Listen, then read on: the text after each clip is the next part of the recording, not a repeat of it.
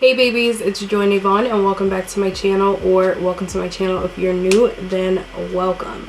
So today I'm back with another natural hair video for you guys, and in today's video I just wanted to talk to you for a little while just to kind of give you an update on my hair and also to give you some insight on how I grow my natural hair. Hopefully some of these tips or some of this insight will help you in your journey. But I would like to say that I don't want you guys to just take everything that I do and just automatically expect for it to work for yourself, because all of our hair is different. Even if we have the same texture, even if we have the same hair type, all of that,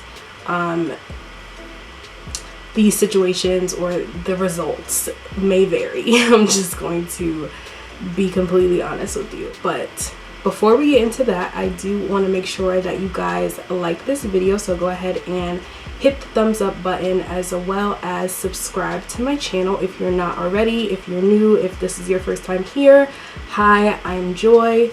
Welcome. I make natural hair videos as well as makeup tutorials from time to time, and I am a natural hair influencer. So nice to meet you.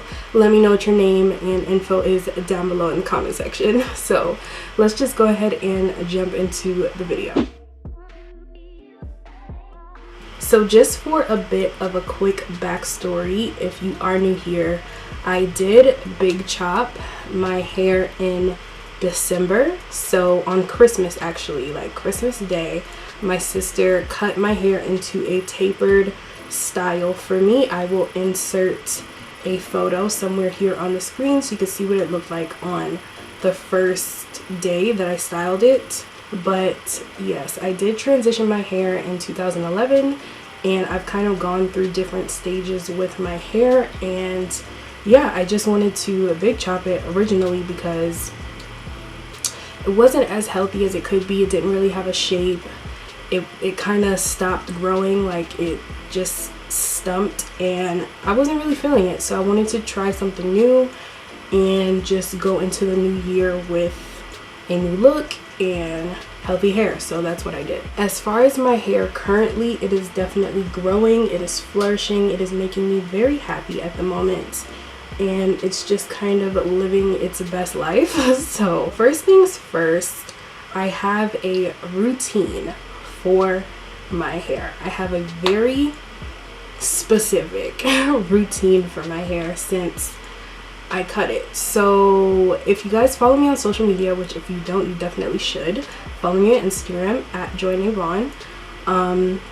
When I first cut my hair, I only was doing wash and goes on my hair. Like right now, this is a wash and go, and just the only reason why I was doing wash and goes, like really only, is because they were easy. Like since my hair was so short, I couldn't really do twist outs. Like I could do twist outs on the top, but as far as back here, it was like shaved really low, and the sides were shaved really low, so I couldn't like do twist outs on them. So I'm like, okay, I'm going to be doing like a wash and go on that part of my hair anyway. I might as well just do my whole head in a wash and go.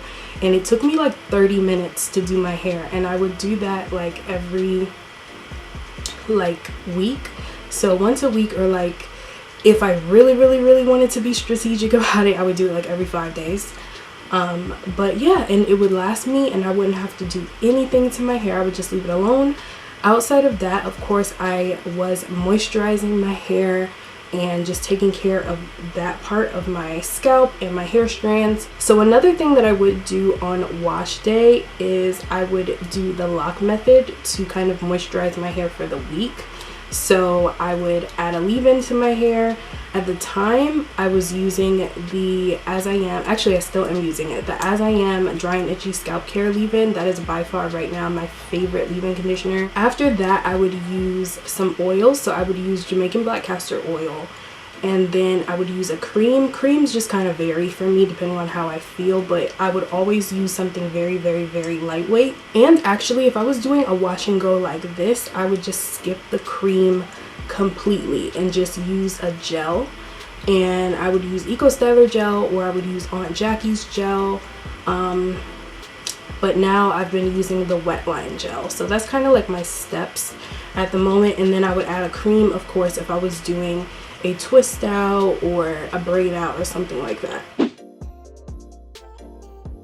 So since I've kind of given you guys like my personal like gist on what it is that I do kind of want to further this video by just speaking frankly to you guys about hair. So like I said, I don't want you guys to like take this and be like, okay, so this is what she does, this is why her hair is growing. Like, that's just personally what works for me. My first tip would be to have a routine for your hair, and that's just important because you want your hair to kind of get used to like steps. You want your hair to get used to knowing what to expect from you. Like, you don't want to just do random things to your hair all the time or change your steps to your hair all the time because it'll freak it out. It's kind of like raising something. It's like raising a plant. So for example, I'm a plant mom. I have quite a few plants, and that's the best analogy I could think of. When you have a plant, you don't just like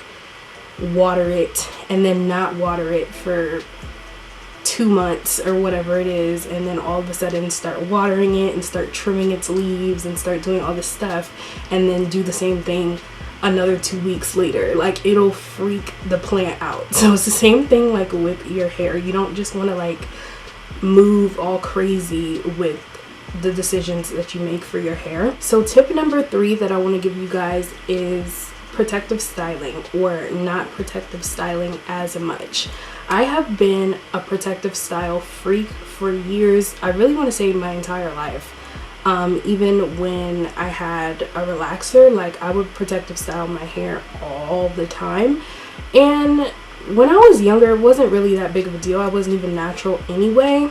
But after I did go natural, I always kept my hair in weaves, in braids, in protective styles. And this time, since I cut my hair, I did not protective style my hair for about 3 months, and then a couple weeks ago, as you guys know, I just took out my faux locks, and I had my faux locks in for 3 weeks. And when I took my faux locks out, number one, I was so happy to have my hair back. Like, I love my hair. Like, I've honestly fallen in love with my hair all over again, and I really missed it. So I definitely don't plan on protective styling again for a while, like at least for a while, just because I don't want to constantly get back into the habit of keeping my hair hidden. And that is definitely leading me to tip number 4, which I guess tip number 3 and number 4 go hand in hand, but letting your hair breathe. So yeah, like, I like to let my hair just kind of live, get fresh air, just see sun, see daylight. I don't like to just keep my hair hidden anymore, and I feel like giving my hair space and room to grow and breathe really is something that's been helping me, as well as tip number 5. We're kind of moving along fast here. Tip number 5, I don't use a lot of products in my hair. Like I told you guys earlier, I just really don't use a lot of products. Like, I'll wash my hair on wash day, I'll do the lock method, and that is it. Like, if I have to hit my hair with a daily moisturizer throughout the week or something for some shine, some extra moisture, if I have to oil my scalp like before bed or something, I will do that. But outside of that, I do not use a lot of products. Like, my hair does not like that. Now, as for tip number 6, this is kind of a deeper thing, but I personally try my hardest not to compare my hair and my journey to anyone else. So that has a lot to do with social media. I'm not going to say to stay off social media or don't use social media or don't look at it, because obviously, like, for example, you're watching my video right now, which is on social media. So like, you come to social media for inspiration or for knowledge, like things like that, which is totally normal for us to do this day and age. But for me personally, I don't follow any hair accounts that make me feel some type of way about my hair. And this is no shade or no like offense to anyone who is not my hair texture or who does not have my hair length or anything like that, but I don't like following accounts that doesn't have the same hair texture as me. Like, I don't follow too many girls who have 3A hair or things like that, because it will affect you, or it can affect you. I'm not gonna say it will affect you, but it can affect you. It can have you looking at their hair or their stuff like, okay, why doesn't my hair do that? Why can't my hair grow that fast? I don't follow accounts that just make me feel like my hair isn't enough. And I think that's very important, especially for like mental health reasons, because, you know, just as human beings, we compare ourselves to each other. We just do. It's just not something that we can just block out. You can try your hardest, and I will definitely say that I am someone who has gotten a lot better at not comparing myself to people. But yeah, so just to avoid that completely, I just don't follow. Or if I do follow, you can mute people. You can mute people on Twitter, you can mute people on Instagram, and that just means that you can still follow whoever you want to follow. You just can't see their posts. Like, you won't see their posts in your feed, which helps. That's some tea. That's some real tea. So tip number 7 is all about trimming your hair.